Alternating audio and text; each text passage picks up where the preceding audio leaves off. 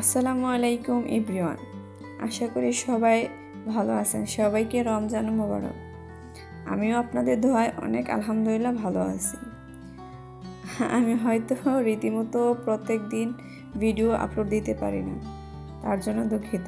এই যে দেখেন, রমজানের ইফতারি, রমজান মাস আর আমি ইফতারি তৈরি করব না তা তো হয় না। আজকে আমি আপনাদেরকে আলুর চপের রেসিপি করে দেখাবো। হয়তো অনেকের কাছে ভালো লাগবে না, আবার অনেকের কাছে ভালো লাগবে। সবাইকে অনুরোধ করছি যে আমার এই আলুর চপটি একটা বার করে দেখবেন, খেয়ে দেখবেন কেমন হয়। আমি সাধারণভাবে করতে পছন্দ করি। এই যে প্রথমে আলুগুলো ভালো করে মেখে নিয়েছি, তারপর দিয়ে দিলাম বেসন।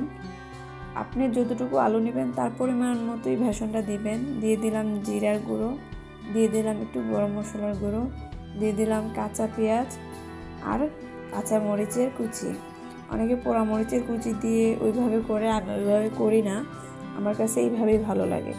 একবার ট্রাই করে দেখবেন কেমন লাগে। ভালো লাগলে আলহামদুলিল্লাহ আমাকে সাপোর্ট করবেন, আর ভালো না লাগলে তো নেই। এই যে অফ ক্যামেরা আমি ভালো করে মেখে নিয়েছি। তারপরে যে দেখেন, গরম তেলের মধ্যে আমি আলুর চপগুলো দিয়ে দিচ্ছি। এখানে আমি এক্সট্রা কিংবা অন্যভাবে আমি মেখে নিইনি। আমি যা করার একসাথেই করে ফেলেছি। সেটা হচ্ছে আমি বেসন আলু সবগুলো একসাথে মেখে নিয়েছি, আলাদা কোনো কিছু করি না। এই যে দেখেন, মাশাআল্লাহ কত সুন্দর ফুলকো ফুলকো হয়েছে আমার আলুর চপগুলা। খেতেও অনেক ইয়াম্মি লাগে। বাসায় একবার ট্রাই করে দেখবেন। আজকে একজন বিশেষ লোকের কারণেই দেওয়া, হয়তো বা এটা 2-1 দিন পরেই দিতাম, সে বলেছে, যার কারণে আমি এটা দিতে বাধ্য হয়েছি।